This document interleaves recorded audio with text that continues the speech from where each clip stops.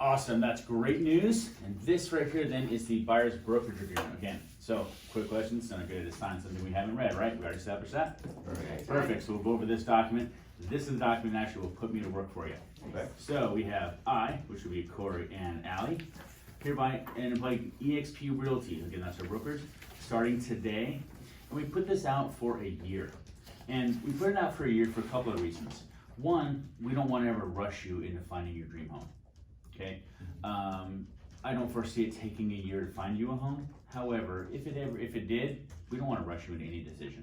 Okay, and you know we're not exactly sure what well actually we know your credit situation is. We want to make sure that you can get the proper loan you can to qualify for this home. Okay, so if there was any time we needed to maybe pay a debt down or something like that, we'd have time to do that. Okay. Okay. All right. So number one here talks about the nature of the property. We are looking for a residential piece of property, correct? Yes. We don't have any need for any land or commercial property yet, do we? Not yet. Not yet? Not yet. All right. Down the road. Well, perfect. Well, we can definitely help you with that. So number two talks about our buyer obligations, and we went over my duties owed as an agent. You know, I mean, we're creating a partnership here, so there's a couple things that we need you to do as well. First one, basically 2A says the buyer agrees to work exclusively with us. So basically not have another agent, okay? No two-timing. No two-timing. We're No. very loyal. Yeah, Absolutely. loyalty is great, and also we don't want you to have to be possibly subject to pay 2 commissions. It's our goal to not have you pay any commission at all. I'll tell you about that in a Sounds minute. good to me. Alright. However, but if you do have 2 agents, you could be responsible for 2 commissions, which we don't want. Okay? So B says buyer agrees to furnish relevant data. We call this our 12-hour rule. So we get into contract, we're looking for a new pay stub, or we need a document signed. We'll send you a text, hey, we sent us something to sign, we need something back. Basically within 12 hours, just give us a response, or get us what we need, or just respond, hey, I'm at work, or hey, I'm out of town, get it tomorrow. Basically just don't go MIA on us, okay? Because obviously now we're in a contract, we're trying to get you this home, it's our job to protect your earnest money. Oh, yeah. If we can't talk to you, it's gonna be hard to do that, okay? So basically just stay in touch with us. Okay. Now, C says buyer agrees to be available to examine properties. We always have a little chuckle at this one, buyer agrees to be available. You know, you're buying a house, why would you not be available to go look at it, right? Alright. Well, what it's actually referring to, there's more than one way to examine properties. So let's say you're both at work, the email comes on, you're on a break, you're like, wow, this is the dream home, we've gotta go see it now.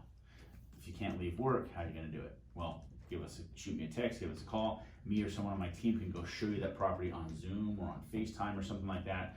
So you can at least get an initial, yeah, this is something maybe we should take a lunch break. Or no, it's not for us. So we can get a preliminary look immediately if we need to, okay? Sounds good. All right. So D basically talks about buyer agrees to act in good faith. And this one actually references the inspections and investigations of the property. So like we said before, we don't let any of our buyers buy a house without a home inspection. So we want you at that home inspection so you can truly see what the condition of the home is. You can talk to the inspector. The inspector can explain what that switch is for, what that plug is for, what things like that, okay? E, I have great news, absolutely great news. So 95% of the time, the seller will pay 100% of our commission. That's great, right? Yeah. Yeah. Absolutely. Yeah, so there's a couple of times when the seller might not, so frankly, let's just avoid those, okay? Okay. Perfect. So those things are, if you were to go to a new home subdivision, a for sale by owner, or an open house, without me or someone on my team, the seller might not pay us. So if you wanted to go to either of those things, that's great. Just give us a call ahead of time. Hey, I wanna go see this new build we just drove by. Great, we'll meet you there. So that way the seller will pay us if you don't have to. Sound good? Awesome. Awesome. Now F, actually let me just read this one aloud. Basically says, buyer agrees that to the fullest extent allowable under Nevada law, that the broker be deemed to be procuring costs for any and all successful real estate transactions which arise from or originate during the terms of this agreement. Basically this says that you agree that if I do my job, that I should be paid. Sound good? That's fair. Fair enough? Yeah. Perfect. Yep. All right, so we do have some broker representations here. Now back on to us. We do hold a Nevada a license in the state of Nevada. We agree to work diligently on your behalf, and we will negotiate on your behalf. So when it comes to negotiations, I want you guys to think of yourselves as driving a car. Okay, you got the steering wheel, you're telling us which way to go. We're gonna be the bumpers to protect you, to make sure you don't drive off the road, do something silly. We're gonna protect you in the process. You're gonna tell us where to go, we protect you. Sound good? Mhm. Yeah. All right, so 4 talks about our compensation. We do charge 3% of the sale price of the home, okay? There may be some times when a seller isn't willing to pay the full 3%. They might pay a 2.5 or 2.75. Really? That means you might be responsible for that 0.5% for this 3%. But again, 95% of the time, the seller's gonna pay all of that, so you don't have to, okay? But keep in mind, you never have to buy a home when the seller is not willing to pay 100% of our commission. Sound good? Okay. Got it. All right. B talks about our broker additional compensation, $595. This you will pay, and that is at your part of your closing cost. That basically pays for our brokerage, okay, for basically where we're sitting at right now. So when you say part of closing costs, that's at the end. Yeah, not up front. Okay. Yep. And then C talks about here, if anyone were to purchase the property on your behalf, so either one of you have like a rich uncle's gonna come to town and have spy the house. I wish. Right? You hope that you have somebody Not out yet. there with Yeah, someone. I'm still waiting for Yeah, mine. I'm no. still waiting for mine to show up too. We are the rich uncle. You are the rich uncle? Nice, well, I would love to be your nephew. So basically, but what this basically says, if someone were to buy the property on your behalf, because you're in this agreement with us, then they would be subject to it as well. Okay. All right, so D and E, we've never had an issue with. They're both about cancellations, but they're on here, so we'll go over it real quick.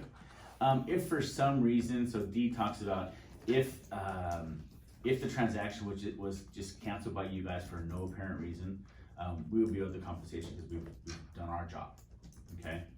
E talks about if you were to purchase a home within 180 days after this agreement expires and purchase a home that we showed you, then we would still be owed the compensation because we showed it to you, okay? Again, we've never had an issue with either one of these, and I don't foresee them now either.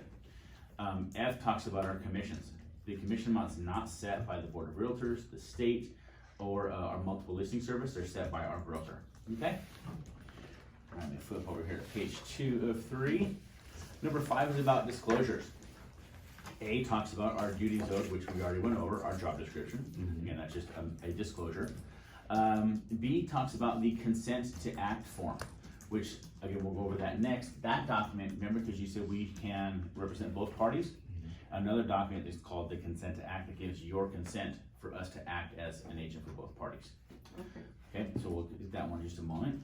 And then C talks about other potential buyers.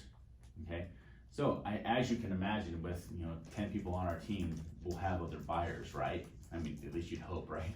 Yeah. So just know that. So one of our buyers might be looking at the same types of properties you are. Just know that we never play our buyers against each other.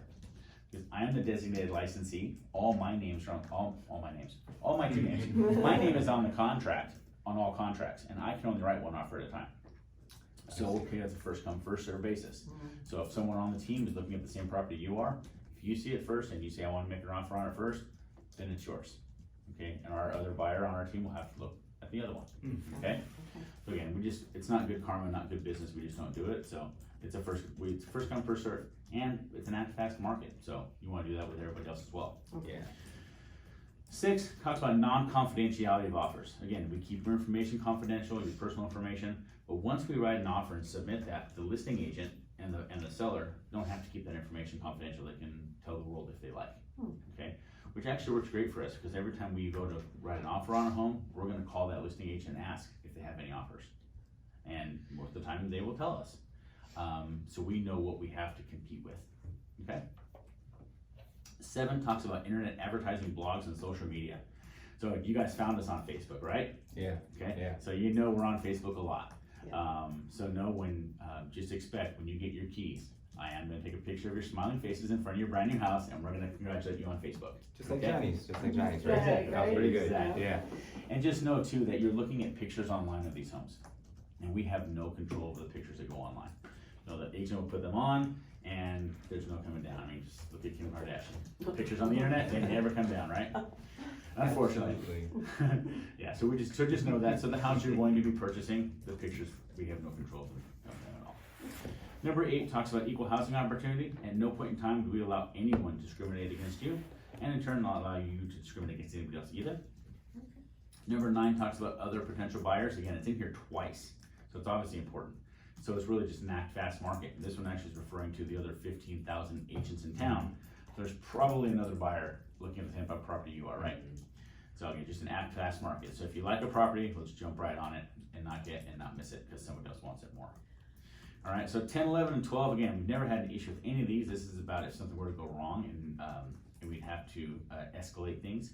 So 10 is about mediation. Again, if for some reason were to go wrong, or something were to go wrong, you'd come to me first, right? And try to handle it? Yeah. Of course. Perfect. Now, if for some reason we couldn't handle it, we'd go to Denise, our team lead, and Denise would go to Spencer. Again, if we couldn't handle it, then we would go to mediation and not go to court and save each other some time and some money to rectify the situation, okay? 11 talks about the attorney's fees. So if we did go to court, the attorney's fees of the prevailing party would be paid by the losing party. Number 12 talks about our damages cap. So as an agent, I'm limited to liability amount of my commission on the transaction. 13, Nevada law does apply. We are in the state of Nevada. And 14 talks about your capacity, that no one is forcing you into this agreement, no one's forcing you to buy a home.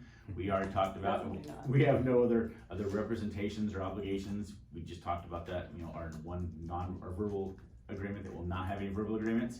So this is, actually, excuse me, that's our entire contract, number 14, but 14 is basically your capacity to enter into this contract. No one's forcing you to do so. 15, as I jumped ahead already, this is our entire contract. We don't have another express or applied agreements. Again, other than that verbal agreement, that will have no verbal agreements. Everything we do will be in writing, and this is what the writing is for our contract, okay? Third page here, partial invalidity. If one of these items were deemed to be invalid in a court, then it would get stricken from the contract. The rest of the contract would still stand. And then 17 is a declaration on your behalf that basically says you're not currently working with another real estate agent in the state of Nevada. You're not, right? No. Perfect. Now 18 will be your acceptance of this contract, and then 19, if anything, this item right here is why you hire our team, okay? Because how we handle this situation. Have you ever, this is about FERPTA, have you ever heard of the Foreign Investment Real Property Tax Act? No. No. Don't worry, nobody else has either, okay? So what this is the tax code. So that a foreign owner can own a property here in Nevada, or the US, it's all well and good. But when they sell that property, they're taxed differently than a citizen would be. They don't file taxes on the 15th of April and say they sold a home. They're taxed at the time of their closing. So unfortunately, the way the tax code is written, it's the responsibility of the buyer to make sure the seller's tax is collected at escrow. Wow, okay. Right? And so imagine this, if it's not collected, guess who's on the hook for it? That would be us then. That would be the buyer. So, we don't let that happen. There's no way to do, I don't wanna pay my own taxes, I'm definitely not letting you pay someone else's either. So, what we do is we put every single one of our contracts, whether the seller is subject to FERPTA or not, all of our contracts state that if you are subject to FERPTA, you will cooperate with our buyer, provide all documentation, pay any fee, so that the buyer can ensure your tax is collected properly. So you guys aren't responsible, okay? 20 talks about default, which basically just goes over the first two at the front. If you had to cancel last minute or purchase property 6 months after this expires, again, we'd still be able to compensation, but again, we've never had anyone deal with that. We don't have any additional terms, so if you guys go ahead and just sign right there and put your address and your email address, so I don't have your email address yet. All right. Go ahead and sign that, there you go. Fantastic.